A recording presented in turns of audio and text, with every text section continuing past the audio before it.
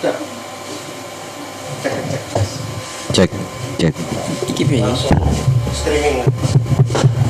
Internetnya nggak ada. Ya. Cek. Isu aja kan Cek. sudah ada di Assalamualaikum warahmatullahi wabarakatuh. 91,9 FM Al-Hikam Radio kembali menemani sahabat-sahabat pendengar sekalian.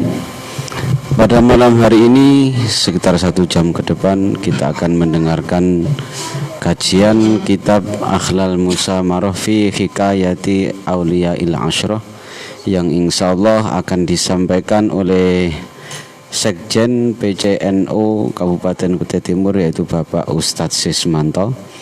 Mari kita bersama-sama mendengarkan dengan harapan semoga mendapatkan manfaat dan barokah. Kepada beliau Bapak Ustadz Sismanto, sudah siap nggak Pak? Belum. Ya, belum siap. Monggo Pak Ustadz Sismanto, waktu dan tempat kami persilahkan. Kontrol suaranya kok kurang.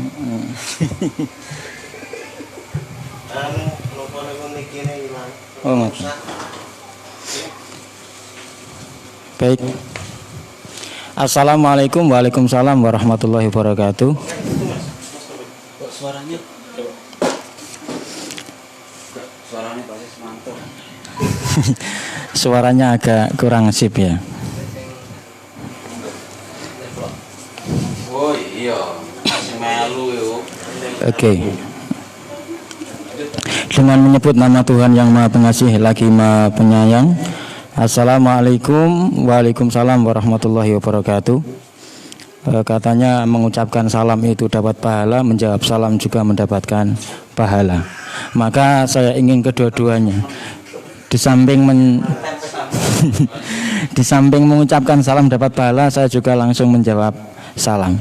Itu saya terlalu arogan, saya terlalu memonopoli salamnya.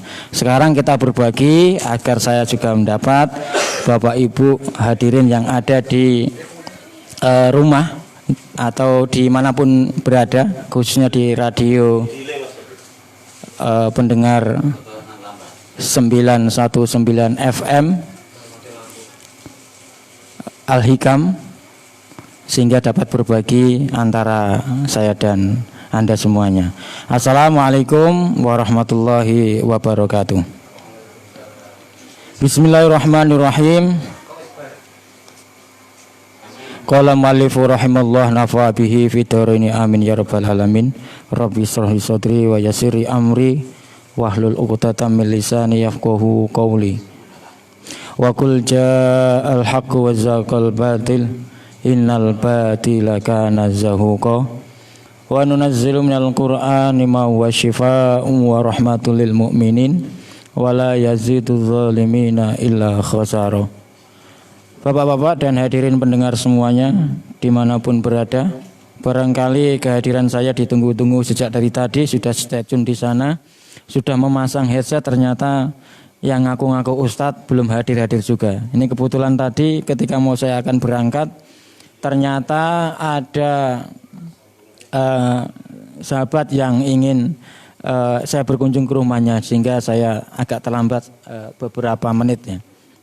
Oke, hadirin yang berbahagia dan pendengar dimanapun berada, jangan lupa tetap colokkan headset di di HP sambil tiduran, karena memang malam hari ini, malam Jumat, saya akan bercerita sebuah hikayah, cerita-cerita dari ulama Nusantara, sehingga sangat cocok sekali untuk semacam dongeng pengantar tidur. Backsoundnya kurang. Oke. 2 minggu yang lalu saya sudah menyampaikan tentang mukadimah dari kitab Akhlal Musamarah. Jadi kalau secara bahasa begitu ya, Akhlal Musamarah itu jagongan atau saling omong-omongan tapi omong-omongan yang termanis atau terindah begitu. Sementara kalau makna kampung, makna Jawanya itu istilahnya jagongan wengi karo rokok-rokokan sambil yang manis-manis, yang indah-indah. Ini yang kemudian melatari tentang ini. Lebih lanjut ingin saya ungkap lagi, ingin saya sampaikan ulang bahwa al-muallif, pengarang dari kitab Ahlal Musamarah ini merupakan salah satu ulama Nusantara, yaitu yang berasal dari Tuban, Abu Fadl, merupakan murid langsung dari al-muassis Nahdlatul Ulama Yai Hasyim Asy'ari. Sementara beliau juga merupakan salah satu guru dari Mbah Maimun Jubair. Kemarin juga sudah saya singgung bahwa saya ini merupakan sanad kedua, bukan sanad langsung dengan Mbah Dhol al-muallif hadil kitab. Karena beliau wafat itu tahun sekitar 89-90. Sementara saya pertama kali belajar mengaji kitab ini itu tahun 92-93, sehingga berselang 12-13 tahun dari wafat beliau. Maka kemudian saya katakan bahwa saya adalah sanad yang kedua, bukan yang pertama langsung dengan beliau. Ini menarik. Kemarin sudah saya singgung bahwa setiap materi sejarah, kitab-kitab sejarah itu based on reference, selalu berbasis referensi-referensi. Ada salah satu penulis yang coba mengkritisi dari kitab ini tentang ketidakadaan masalah referensi. Biasanya kalau buku-buku akademis, buku-buku akademik begitu, di bagian akhir itu kan selalu ada referensi-referensi kitab, referensi-referensi buku. Sementara di buku ini tidak ada.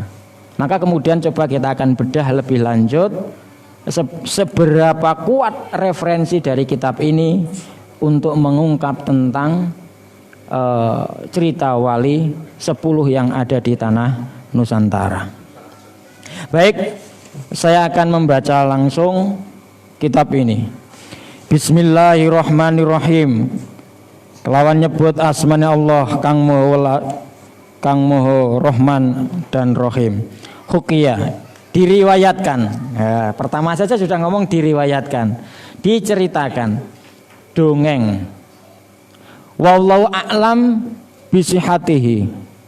Bahwa Allah itu lebih ngudaneni, Allah itu lebih mengetahui tentang kebenaran dari cerita ini. Ada 3 versi tentang sejarah dari Mbah Ibrahim Asmar, Mbah Ibrahim Asmorokondi. Yang pertama kita baca dulu.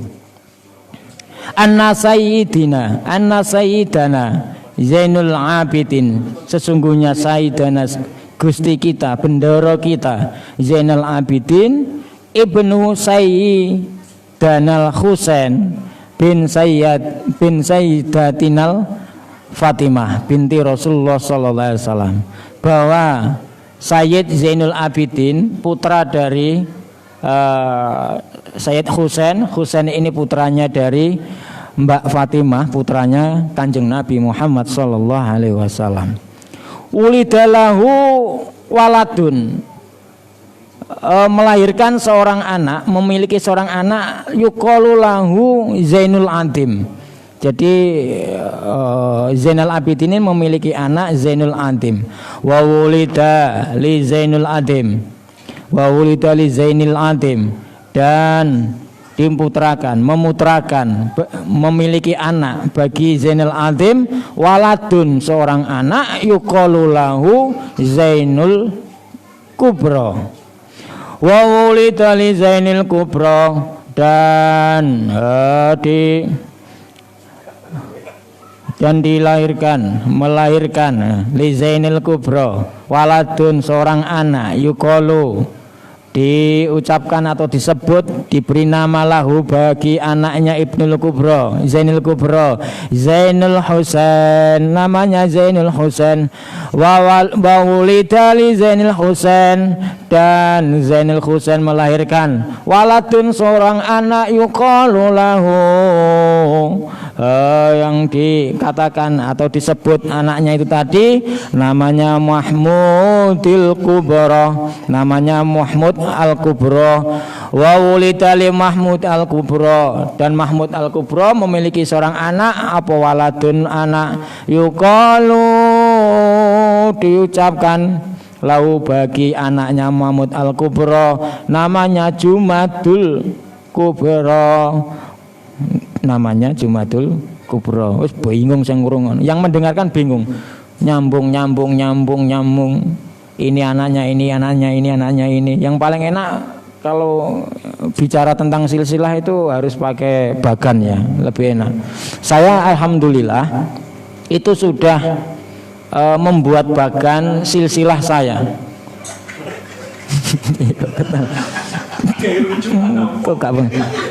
Jadi biar kayak kiai-kiai besar, kayak ulama-ulama besar, karena memang dari dulu saya itu bercita-cita menjadi dua. Pernah ada sebuah ospek atau pengenalan kampus dulu, kakak-kakak senior saya itu kaget mendengar cita-cita saya. Begitu rambut gondrong ditanya, "Hei Fulan, Mas, namanya siapa?" "My name Sesmanto." Lah cita-citanya apa? Waktu itu saya bicara gini, cita-cita saya ingin jadi dukun. Kaget langsung seketika. Kok anu ya? Bental-bental. Delay. Jadi begitu mendengar saya bercita-cita ingin jadi dukun, waktu itu kaget ya. Yang namanya mahasiswa itu kalau sudah mendengar dukun itu kan konotasinya jelek. Makanya kemudian akhirnya jadi bahan omongan itu, saya jadi bahan omongan. Dan ternyata sampai lama nggak pernah jadi dukun. Tapi akhirnya kemudian saya rubah, saya ingin jadi wali. Ternyata sampai sekarang pun juga tidak menjadi wali, tapi minimal jadi dua, wali santri, wali murid, dan wali kelas. Itu saja jadi dua ya, dua wali. Jadi bagan yang saya buat itu alhamdulillah sudah lumayan panjang. Saya membuat bagannya tidak secara vertikal tapi secara horizontal, karena kalau secara vertikal itu sampai pada kakek saja, buyut sudah nggak kenal. Rata-rata kita itu kan gitu ya. Tapi kalau secara horizontal ya, ke samping itu kan bapak saya itu namanya kan Haji Matroji ya. Haji Matroji punya ibu namanya Haji Jahruning, begitu punya anak ganteng nomor pertama namanya Sesmanto. Ini saya buat bagan, seret. Adiknya namanya Matono. Matono ini nama ketiga. Adik saya namanya Matono, anak ketiga. Karena nama pertamanya adalah Matari. Sakit lama akhirnya ganti nama, namanya Patemu. Sakit ganti nama lagi, yang terakhir Matono. Kemudian anak yang ketiga meninggal, keempat namanya Mudi, dan yang terakhir namanya Siril Wafa. Ini saya buat begini. Kemudian bapak punya adik ditulis, adiknya namanya Basiran ini, kemudian namanya ini, dari ibu mulai namanya Runing Murah Sunti Tun Gandul. Jadi ini sudah saya buat secara ke samping, tapi minimal nanti biar bisa diteruskan oleh anak-anak saya, menyambungkan silsilah yang telah saya buat ini ya. Tapi akhirnya selesai pada kakek saja, pol-pol paling buyut. Nah inilah kelemahan kita ya tentang masalah sanad. Sementara kalau para dzuriyah, orang-orang alim, orang-orang hebat, itu sanadnya itu bersambung dari A ke B ke C ke D, terus nyambung ke sini, nyambung ke Pangeran Benowo, misalkan nyambung ke Pangeran Diponegoro, nyambung terus sampai ke Asmoro Kondi, naik sehingga kemudian sambunglah ke sini ya. Jadi rata-rata kalau misalkan ada dzuriyah ngaku-ngaku itu kebanyakan kalau di Indonesia itu rata-rata ya berasal dari Syekh Ibrahim Asmoro Konti, rata-rata dari sini. Jadi kalau saya ibaratkan pertama setelah Jumadil Kubro, wa wulidali Jumadil Kubro, salah satu auladin, memiliki anak bagi Jumadil Kubro 3 orang anak. Yang pertama Sayyid Maulana Ishaq, pertama Maulana Ishaq, wa Sayyid Ibrahim Al-Asmoro, Sayyid Ibrahim Al-Asmoro. Kila as-sawabu, yang benar gosipnya, kila itu kalau dulu itu kalau zaman ngaji di kampung karena menggunakan akhirannya il itu biasanya akhirnya wakilalan jarine gil, watu cilik arane krikil. Nah itu. Kemudian yang terakhir, yang ketiga, putra dari Sayyid Jumadil Kubro, yaitu Sayyidah Asfa Zaujatu Ibnu Malik Rum Abdul Majid. Yang ketiga atau adiknya Maulana Isa dan Sayyid Ibrahim Asmoro Konti namanya Sayyidah Asfa, istri dari Malik Rum, Raja Rom, namanya Abdul Majid. Ini adalah hikayat atau riwayat versi yang pertama. Jadi ada 3 versi. Versi yang pertama adalah ini. Oke, kita urut ulang. Yang pertama yaitu dari Kanjeng Nabi punya anak namanya Sayyidah Fatimah Az-Zahra, kemudian memiliki anak Sayyidina Husain, Zainul Adim, Zainal Abidin, Zainal Kubro, kemudian Zain Al-Husain, Muhammad Al-Kubro, Jumadil Kubro. Memiliki 3 orang anak. Yang pertama tadi Maulana Esa, Sayyid Ibrahim Asmoro Konti, dan Sayyidah Asfa. Ini versi yang pertama. Nah, kemudian Mbah Dol itu memberikan rujukan yang kedua, versi yang kedua. Siapa itu? Wakila inna Zainal Abidin. Nah, sesungguhnya Sayyid Zainal Abidin wulidalahu waladun, melahirkan seorang anak yuqalu lahu Zainul Alim, wa wulidalahu waladun yuqalu lahu Zainul Kubro. Kemudian Zainul Alim memiliki anak namanya Zainal Kubro, wa waladun li Zainil Kubro, dan Zainul Kubro memiliki anak waladun yuqalu lahu Jumadil Kubro, namanya Jumadil Kubro. Wa ulidali Jumadil Kubro, dan melahirkan dan memiliki anak bagi Jumadil Kubro waladun seorang anak yuqalu lahu Zainul Hasan. Wa ulidali Zainil Hasan waladun yuqalu lahu Sam'un, namanya Sam'un. Wa wulidali Sam'un waladun, Sam'un memiliki anak yuqalu lahu Abdullah, namanya Abdullah, anaknya Sam'un. Wa wulidali Abdullah waladun yuqalu lahu Abdurrahman. Abdullah memiliki seorang anak namanya Abdurrahman. Wa wulidali Abdurrahman waladun yuqalu lahu Al-Kubro. Abdurrahman memiliki seorang anak namanya Al-Kubro. Wa wulidalil Kubro waladun yuqalu lahu Mahmud. Al-Kubro memiliki anak namanya Mahmud. Wa wulidali Mahmud. Kemudian Mahmud memiliki anak waladun seorang anak yuqalu lahu Najmuddin Al-Kubro. Mahmud memiliki seorang anak namanya Najmuddin Al-Kubro. Wa wulidali Najmuddin Al-Kubro waladun yuqalu lahu Ibrahim Asmoro. Najmuddin Al-Kubro memiliki anak namanya Ibrahim Asmoro. Wa wulidali Ibrahim Asmoro waladun seorang anak yuqalu lahu Maulana Ishaq. Versi yang kedua, Maulana Ishaq ini anak atau putra dari Syekh Ibrahim Asmoro Kondi. Sementara yang versi pertama tadi adalah anak dari bersaudara ya, antara Maulana Ishaq dengan Syekh Ibrahim Asmoro Kondi. Agak susah ini menghafal banyak nama ini.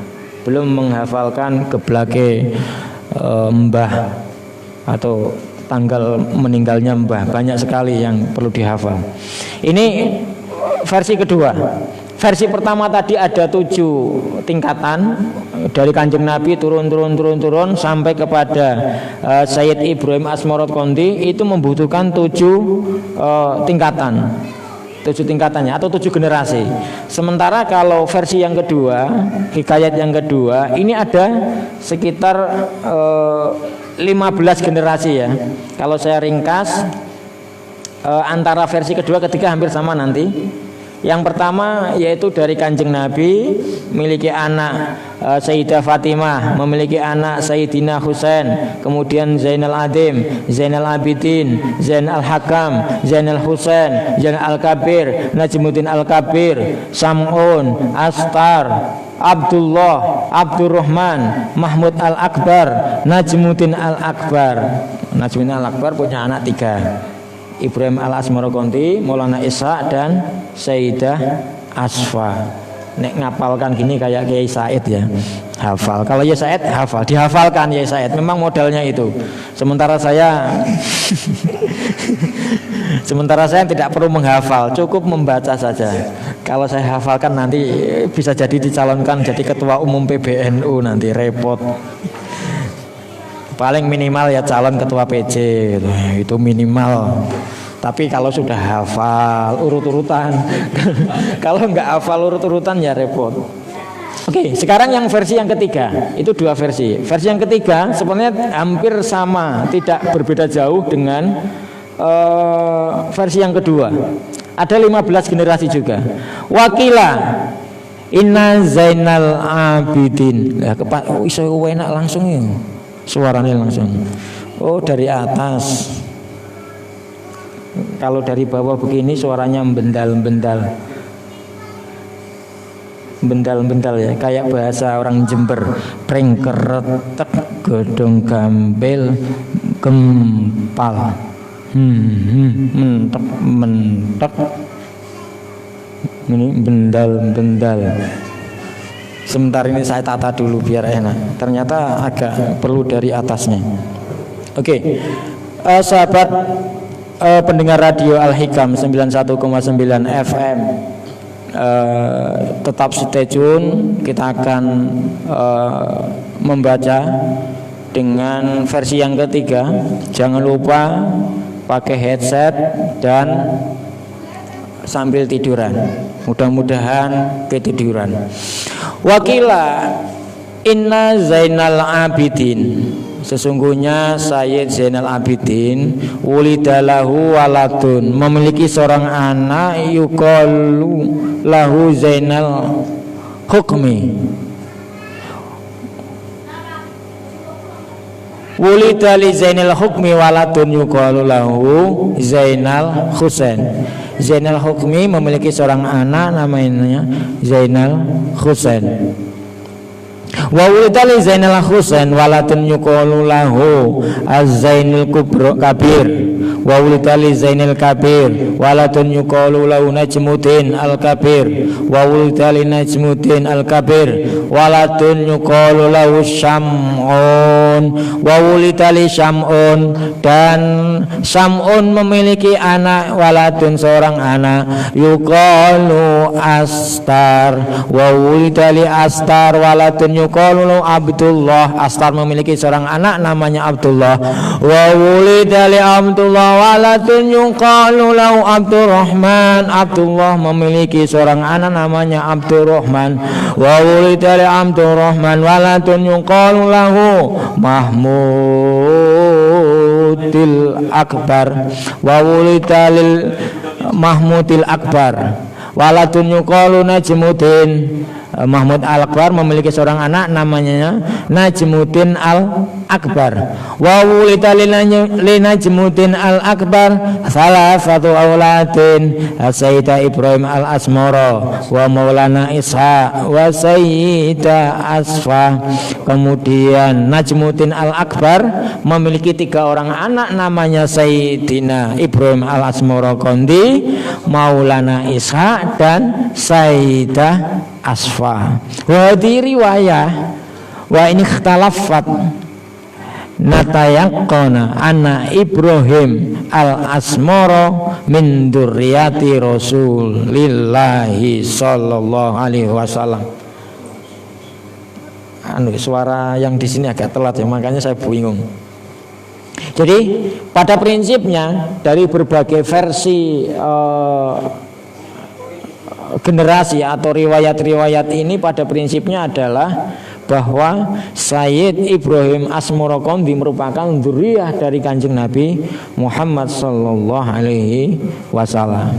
Baik hadirin, nanti kita akan simak bagaimana laku lampah dari Ibrahim Al-Asmara Kondi.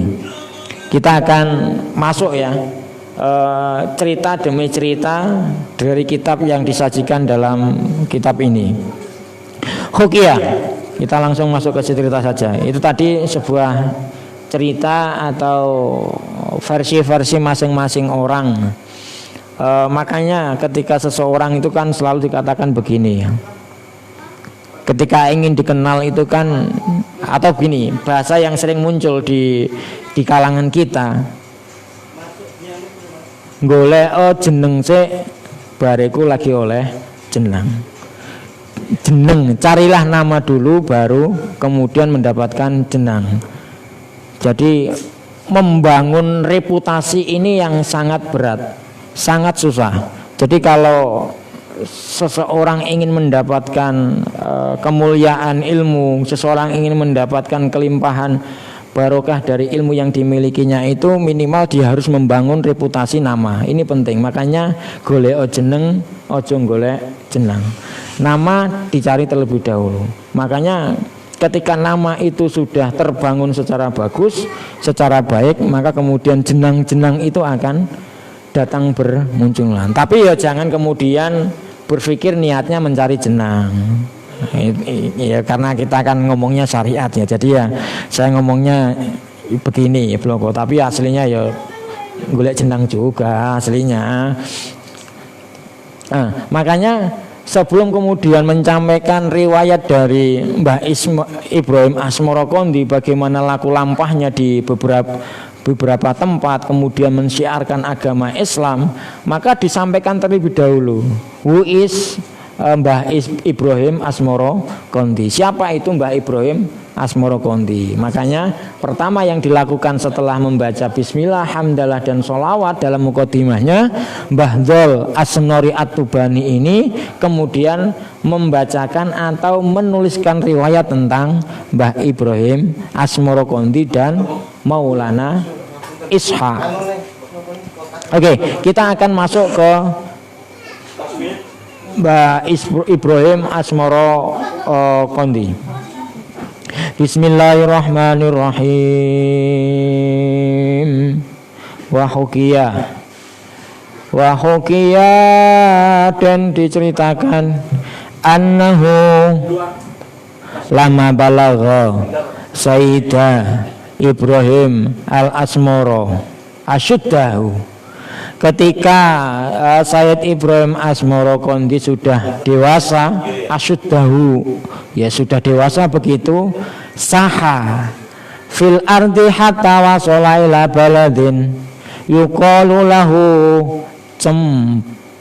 Cempa. Ini susah ini, kalau bukan orang Jawa nggak bisa baca ini. Jadi ada hak titik 3 di bawahnya, kemudian fa titik 3 di atasnya. Ini kalau bukan orang Jawa, kayaknya ini tulisan pegon Jawa ini. Itu harokatnya kayak burung itu loh, sek-sek ini, cengkok gini, sek-sek. Yang di radio bisa membayangkan ya. ya kayak pepet lah kalau di bahasa Jawa atau di aksara Jawa itu kayak pepet. Pepet itu yang bulat gini loh, bukan pepet. Petik kayak petik tapi ya bengkok gitu loh, bengkok gini. Itu kalau di Arab Pegon Jawa itu bacanya makanya dibaca cempa. Fa, P itu nggak ada, kalimat Jawa itu P itu nggak ada. Makanya ya dikasih titik 3, makanya saya bisa membaca cempa. Jadi ketika Sayyid Ibrahim Asmorokondi itu sudah dewasa, betul-betul sudah dewasa, asyuddah saha ilal ardi, kemudian dia berkelana, kayak Roma Irama gini. Di dalam aku berkelana, tiada yang tahu apa yang ku cari. Berkelana sampai kemudian dia sampai ke sebuah negara yang disebut dengan Cempa. Cempa itu kalau sekarang itu kira-kira ya daerah antara Vietnam sama Thailand gitulah, dekat. Alhamdulillah saya sudah pernah ke sana 1 tahun lalu, dekat sekali, 1 meter itu sudah sampai. Waktu itu saya pas di depan TV, sudah di sana. Wa qama fihi hatta qadara ala dukhuli alam mulkihi, kemudian dia bermukim di sana sehingga kemudian dia bertemu dengan atau masuk di kerajaan Cempa. Falamma dakhala alaihi qala lahu al-malik ya Darus, ketika dia masuk atau Sayyid Ibrahim Asmorokondi masuk ke, kemudian sang raja berkata atau bertanya kepadanya, ya Darus, Darus, kalau di Sangatan namanya Daris, Daris, tukang suuk, Darus, Kisanak begitu ya. Ma ismuka wa ma hajatuka bidukhuli alayya, namamu sopo, hajatmu opo, kemudian kamu masuk di sini kepadaku. Ini kalau orang raja itu ngomongnya agak diatur. Kisanak, opo kang dadi hajatmu manjing ana ing kraton ku iki. Faqala lahu Sayyid Ibrahim Asmorokondi, kemudian Sayyid Ibrahim Asmorokondi menjawab, ama ismi fa Ibrahimu, sesungguhnya namaku Ibrahim, wa ma hajati bidukhuli alika, adapun hajat saya, tujuan saya menghadap panjenengan Gusti, fa inni ad'uka an ibadatil awsan, sesungguhnya saya mengajak Tuhan untuk menjauhi beribadah menyembah berhala ila ibadatil mulkidayan, menuju beribadah kepada zat yang menguasai semua alam. Waddukhuli fi dinil hanif, dan mengajakmu masuk memeluk agama al-hanif yang halus atau yang santun, at-tahiri dini Muhammad sallallahu alaihi wasallam, yang masyhur yang disebut dengan agamanya Nabi Muhammad sallallahu alaihi wasallam, wa huwa dinul Islam. Ketika Sayyid Asmorokondi masuk ke kerajaan Cempa, kemudian didangu dengan rajanya. Darus, Kisanak, tujuanmu apa masuk di sini? Namamu siapa? Nah gitu. Kemudian dijawablah oleh Sayyid Ibrahim Asmorokondi bahwa tujuan saya masuk ke negara ini adalah mengajak Anda untuk memeluk agama Islam, meninggalkan berhala, agama yang terkenal dengan agamanya Nabi Muhammad yang dikenal dengan nama Islam. Wa dzalika bi an tantaqa bi syahadataini wa huma, masuk agama Islam itu terkenal dengan gampang ya, dengan mengucapkan 2 syahadat. Wa huma, yaitu asyhadu alla ilaha illallah wa asyhadu anna Muhammadan Rasulullah. Masuk Islam kok gampang Kanjeng Ratu, Kanjeng Raja, yaitu dengan cara mengucapkan 2 kalimat sakti. Kalau dalam pewayangan dikenal dengan istilah jamus kalimosodo. Ini senjata yang paling ampuh di pewayangan.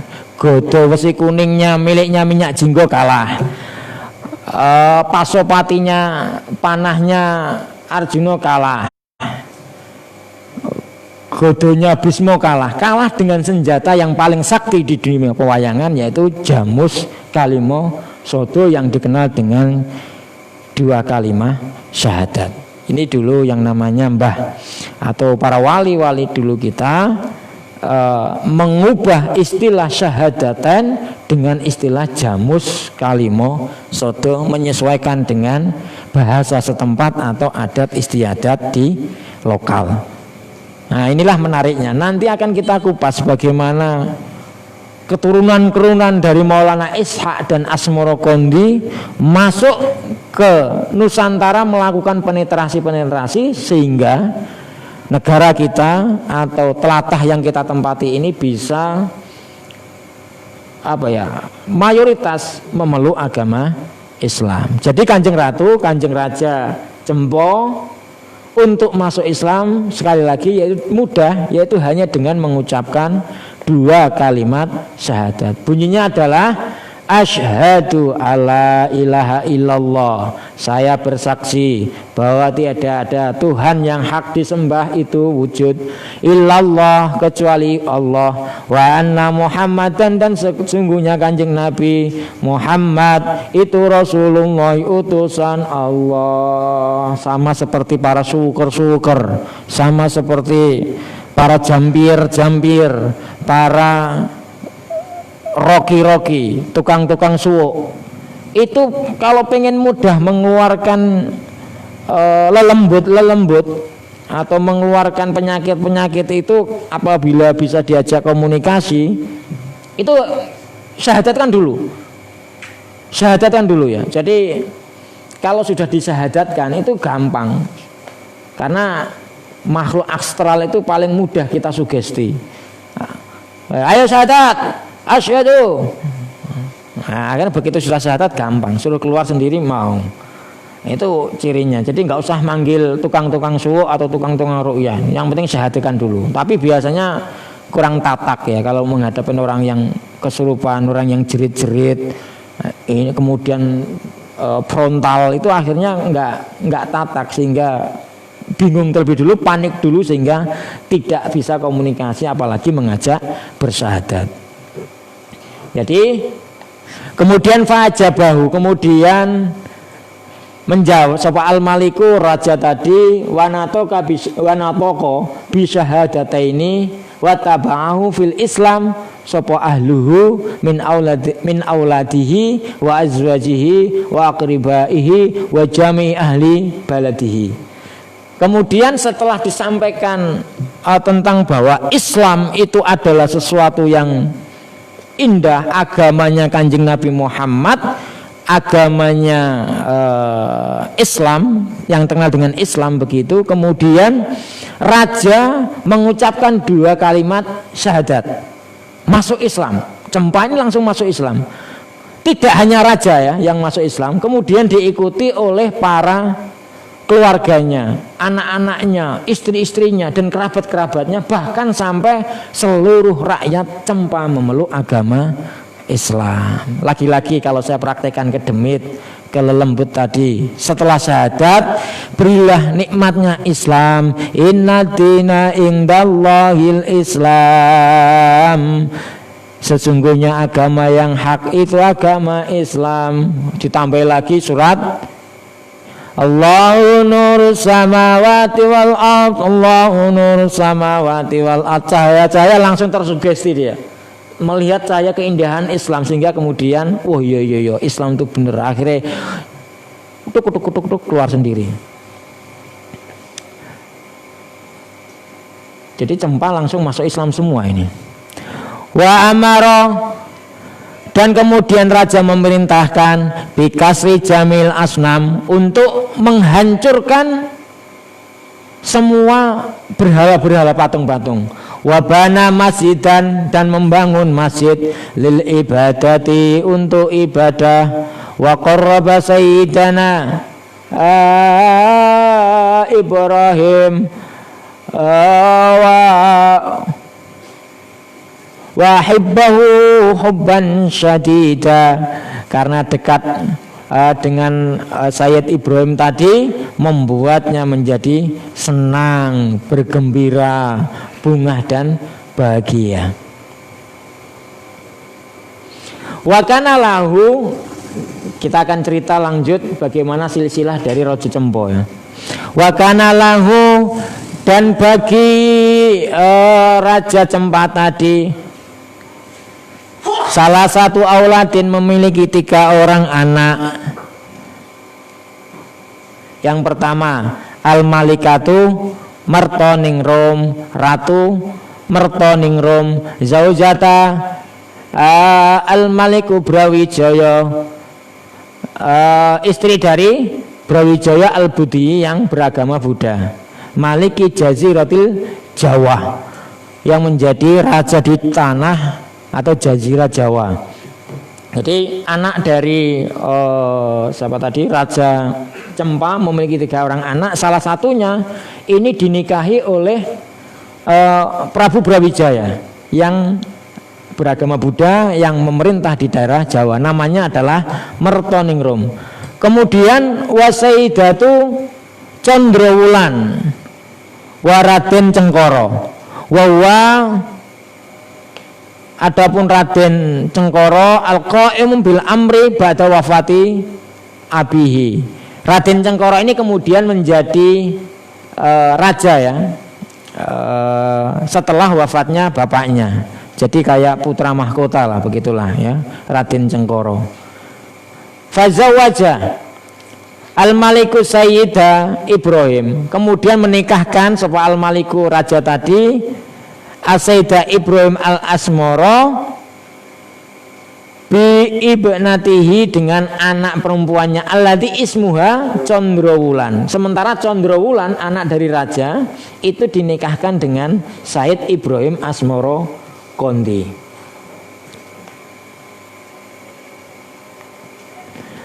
Jadi dulu kalau cerita-cerita ya, makanya di awal pertemuan saya menyampaikan bahwa salah satu bentuk syiar Islam yang dilakukan oleh para wali itu adalah melakukan penetrasi ya, langsung ke pusat-pusat pemerintahan.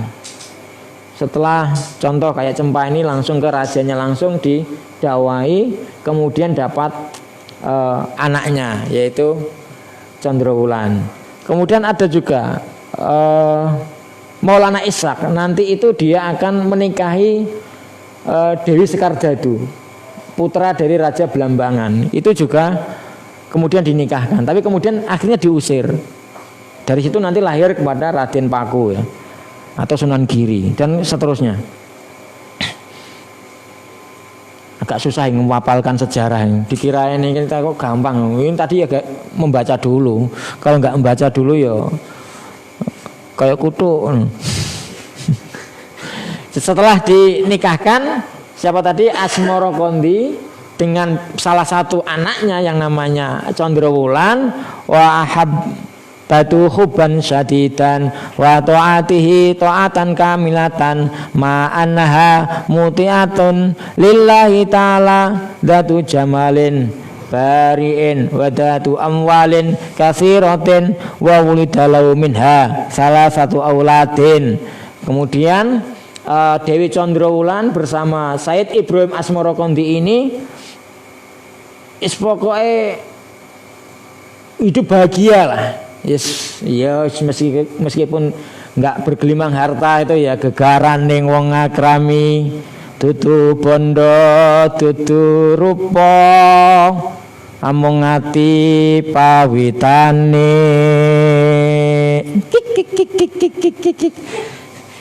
Karena hatinya seneng, bukan harta, bukan jabatan bukan karena anaknya raja yang membuat Ibrahim Asmara Kondi dengan Dewi Chandrawulan hidup bahagia, bukan, tetapi hati pawitane. Kemudian setelah lama berjalan menaiki rumah tangganya, memiliki 3 orang anak. Yang pertama wahum Raden Rojo Pendito. Yang pertama namanya anaknya Raden Rojo Pendito. Yang kedua Wasayid Rohmat. Ini nanti yang jadi Sunan Ampel. Wasayidatu Zainab dan Sayyidah Zainab. Hadza maka min amri Sayyid Ibrahim Asmara. Ini tadi merupakan cerita dari Sayyid Ibrahim Asmara Kondi. Jadi gampang ya, begitu cerita atau begitu mereka mendakwahkan Islam, diambil atau dijadikan menantu. Ini masih lanjut atau masih 10 menit ya? Oke, kalau masih 10 menit saya lanjutkan. Oke. Hadirin pemirsa pendengar radio Al-Hikam 91,9 FM. Ini tadi saya agak tersendat-sendat saya mengucapkan kata karena banyak nama yang harus saya sampaikan dan saya juga tidak hafal nama-namanya. Mulai dari silsilah Said Ibrahim Asmara Kondi, mulai versi 1, versi 2, versi 3, banyak nama-nama yang tidak saya hafal. Beda dengan Yai Said yang hafal sampai di luar kepala ya, atau Gus Baha yang hafal di luar kepala masalah silsilah nama-nama ini. Kalau saya mohon maaf tidak hafal ya, makanya saya membaca. Makanya kalau saya sudah mengingat nama ini lagi naik ke atas nggak ketemu lagi, bingung lagi. Mungkin ini tidak terjadi pada saya aja. Barangkali pendengar atau pemirsa di rumah ataupun pendengar radio itu juga akan bingung. Iku ngomong apa tuh Pak Ustadz itu? Jeneng kok banyaknya kayak gitu. Sama seperti saya modelnya. Tapi setelah ini kita akan sudah mulai masuk ke cerita-cerita ya, bukan menghafalkan nama ya, bukan menghafal nama lagi. Itu tadi cerita tentang Sayyid Ibrahim Asmara Kondi. Sekarang kita akan masuk ke wilayah Jawa, Mojopahit. Wafi Jazirati Jawa, ada sebuah cerita di Jazirah Jawa. Wa kota idin maliku budi ismuhu Ronggo Wijaya. Diceritakan seorang raja yang beragama Buddha namanya Ronggo Wijaya. Wawa adapun Ronggo Wijaya itu al-masyhur, terkenal bi Brawijaya dengan sebutan Brawijaya. Wawa utawi Brawijaya iku akhiru mamlukil budiyina, akhir atau raja terakhir pada pemerintahan Buddha li jazirati Jawa, di tanah Jawa. Wa akhiru man ittakhadha mim mamlukin balada Majapahit darul mamlakah, dan raja terakhir yang memimpin kerajaan Majapahit. Jadi di sini disebutkan hanya istilahnya namanya adalah Ronggo Wijaya, dikenal namanya Brawijaya, ada yang mengatakan Brawijaya 5. Wa taqaddama annahu tazawwaja bimnati Maliki Cempo, dan telah terdahulu ceritanya sesungguhnya Brawijaya itu menikah dengan salah satu anak dari Raja Cempa, allati ismuha Mertoningrum, namanya Mertoningrum. Wa widalahu minha, kemudian Raja Brawijaya memiliki anak dari Mertoningrum, salah satu auladin awaluhum, adapun yang pertama Isna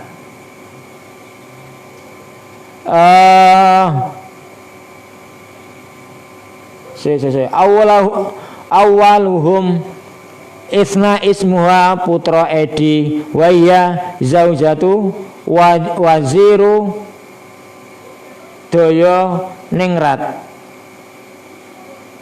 Kok Putra Edi? Perempuan kok namanya Putra Edi?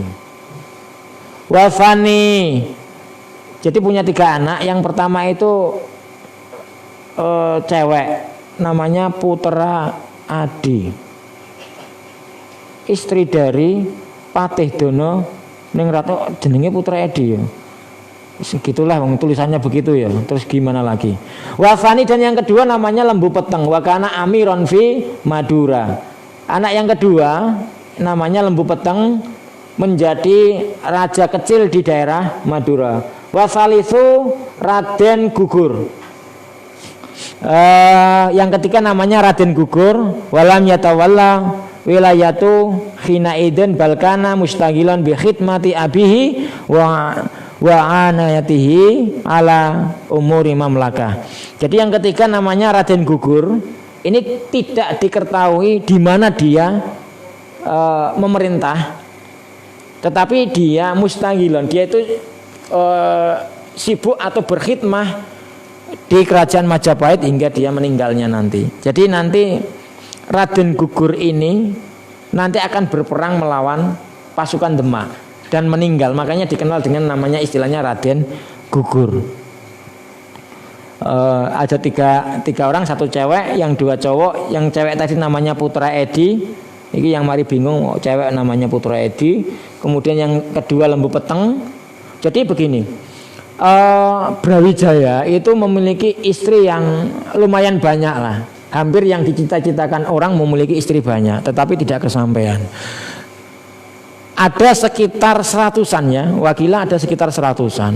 Yang dari Cempo saja anaknya 3. Belum yang dari Cina melahirkan anak namanya Raden Patah. Belum yang di Palembang. Yang di Palembang ada 2 anaknya. Yang satu bernama Aryo Damar, ini memerintah kerajaan Palembang. Yang satunya memerintah kerajaan gini jenengan apa Gus? Ponorogo, Betoro Katong. Ini anak-anak dari Brawijaya. Jadi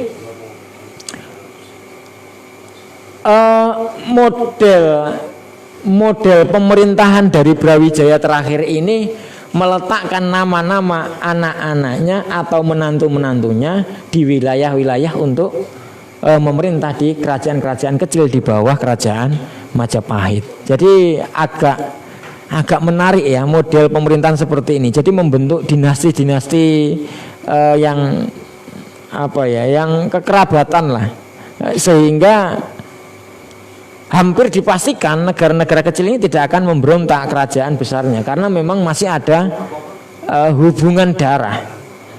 Tetapi nanti memang ada dari kerajaan kecil ya, karena memang silih berganti. Itu yang berasal dari Doho, kemudian di Kediri. Ini nanti yang ada semacam noktah kecil ya, yang melakukan perlawanan sehingga kemudian melawan Mojopahit, daerah Kediri.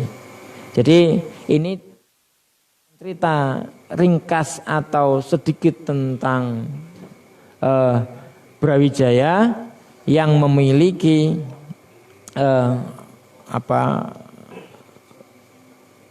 anak atau menikah dengan salah satu anak dari Raja Cempo Dewi Merto Ningrum yang memiliki 3 orang putra. Yang pertama cewek namanya Putra Edi, yang kedua namanya Raden Gugur, yang ketiga namanya adalah sopo mau Lembu Peteng. Ngapalkan nama-nama yang lumayan banyak ini lumayan merepotkan. Itu barangkali hadirin pemirsa, pendengar yang berbahagia dimanapun berada, yang masih stay tune, yang berat sekali melepaskan headsetnya di telinga, mendengarkan suara yang sangat merdu dan mendayu-dayu ini hingga kemudian tertidur. Hitungan ketiga, setelah saya hitung 1, 2, 3, buka mata pelan-pelan, tarik nafas dalam-dalam dan bangun. 1, 2, 3. Demikian, mohon maaf apabila ada kesalahan membaca sejarah, karena memang saya hanya sekedar membaca sejarah. Banyak nama yang mungkin saya salah membaca ya, karena tidak ada harokatnya. Nama Kalau tidak diharokati mungkin membacanya saya kubro atau kabir atau syukur atau syakur ini karena tidak ada harokatnya, mohon maaf ya, khususnya Mbah Dol Abi Fadl al-mu'allif hadhil kitab. Demikian saya akhiri dengan pantun bahasa Arab, walau kana khilafi qauli as'alukum maghfirah katsirah wallahul muwafiq ila aqwamit thoriq. Assalamualaikum warahmatullahi wabarakatuh.